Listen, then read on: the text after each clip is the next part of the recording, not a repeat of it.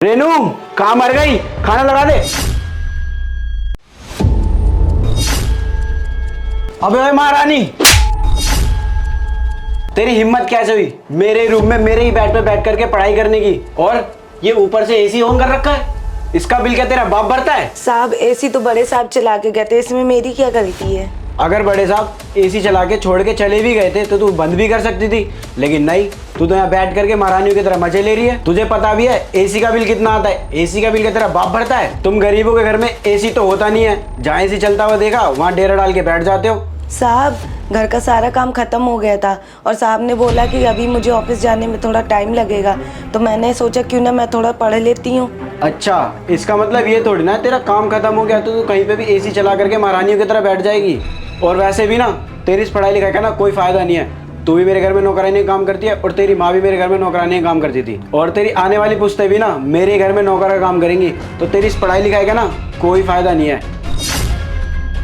और एक बात बता, तू यहाँ पे काम करने आती है या मजे से बैठ के पढ़ने? हम तुझे ना काम के पैसे देते हैं, पढ़ाई लिखाई के नहीं। और अगर ऐसे ही चलता रहा ना तो तुझे नौकरी से धक्का दे के निकाल दूंगा, समझ में आया? फिर ना रोड पे भटकते रही हो, ना तेरे पर रहने के लिए घर होगा, ना खाने के लिए खाना, और रोड पे बैठ के पढ़ी हो।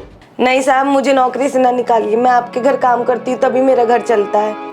और आपको तो पता ही है मेरे पिताजी की कितनी तबीयत खराब रहती है, वो काम नहीं कर सकते, इसलिए मैं आपके घर काम करने आती हूँ। और साहब अगर आपने मुझे नौकरी से निकाल दिया तो मेरे घर का खर्चा कैसे चलेगा और मेरे पिताजी की दवाई कहाँ से आएगी? और साहब घर का सारा काम हो गया था तभी मैं पढ़ने बैठी थी, प्लीज मुझे नौकरी से ना निकालिए साहब। अरे बस कर, बहुत सुने तुम जैसे गरीबों के बहाने, कभी माँ बीमार है, कभी बाप बीमार है, कभी कुछ कभी कुछ। बस कर, मुझे मत सुना अपने ये बहाने। और जितनी तेरी जुबान चलती है ना, उतना अगर तेरा काम में हाथ चलने लग जाए ना तो तेरे को ना मेरी इतनी बातें ना सुनने पड़े रोज। देख अभी बेशरम की तरह मेरी बातें सुन रही है, ये नहीं कि अपना काम करूँ जा करके। रुक, तुझे ऐसे समझ में नहीं आएगी, भैया को बुलाता हूँ। भैया। नहीं नहीं साहब, अब बड़े साहब को कुछ ना बोलिए, आप जैसा बोलेंगे मैं वैसे ही करूँगी। अरे भैया कहाँ रह गए, जल्दी आओ। अरे क्या हुआ सागर, क्यों इतना शोर मचा रखा है?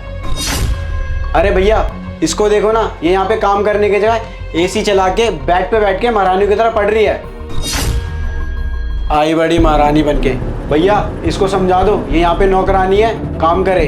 और इसको बोलो पढ़ाई लिखाई छोड़ के हमारे घर की साफ सफाई पे ध्यान दे।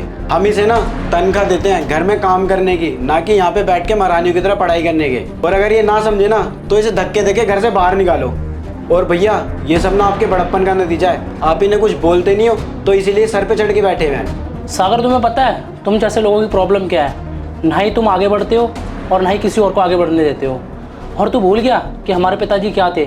हमारे पिताजी भी ना एक मामूली से ड्राइवर थे, लेकिन उन्होंने मेहनत करी और हम दोनों को पढ़ाया लिखाया, तभी हम इस मुकाम पर हैं। कभी ये बात सोची है कि अगर उनके साथ भी कोई ऐसा करता तो हम दोनों की किस्मत कैसी होती? तो हम भी ना कहीं छोटी मोटी नौकरी कर रहे होते और इस बेचारी की तरह ना धक्के खा रहे होते। तो सागर अगर तू किसी को आगे बढ़ने में मदद नहीं कर सकता ना तो कम से कम ना उसे रोकना भी नहीं चाहिए। और वो बेचारी ना अपना पूरा काम खत्म करके पढ़ रही है, तो इसमें क्या गलत कर रही है? अगर वो अपना पूरा काम नहीं करती ना तब तुम उसे बोलते, लेकिन तुम जैसे लोगों की ना मेंटेलिटी इतनी घटिया हो चुकी है ना कि तुम लोग ना हर गरीब को ना कीड़ा मकोड़ा समझते हो। तो इससे ना चुपचाप माफी मांगो, समझ में आया तुम्हें? हाँ भैया आप बिल्कुल सही कह रहे हो, हम किसी के साथ अच्छा नहीं कर सकते ना तो हमें कोई अधिकार नहीं है उसके साथ बुरा करने का। रेनू प्लीज़ मुझे माफ़ कर देना, मैंने जाने अनजाने में तुमसे बहुत कुछ कह दिया। मैं ना ऑफिस के काम को लेकर के ना बहुत ज़्यादा टेंशन में था, और मैं ऑफिस से आया तो मैंने तुम्हें आवाज़ दी, तुमने कोई जवाब नहीं दिया, तो इसीलिए ना मेरे को और तेज़ गुस्सा आ गया, इसीलिए ना मैंने तुम्हें सुना दिया। प्लीज़ रेनू मुझे माफ़ कर देना। और हाँ, तुम्हें पढ़ना है ना तो तुम पढ़ाई करो, और अगर पढ़ाई के लिए टाइम कम लगे ना तो तुम बीच बीच में छुट्टी ले लिया करना। ये लो तुम्हारी बुक, और अगर किसी भी चीज़ की ज़रूरत हो ना मेरे को या भैया को बता देना। आपका बहुत बहुत धन्यवाद साहब।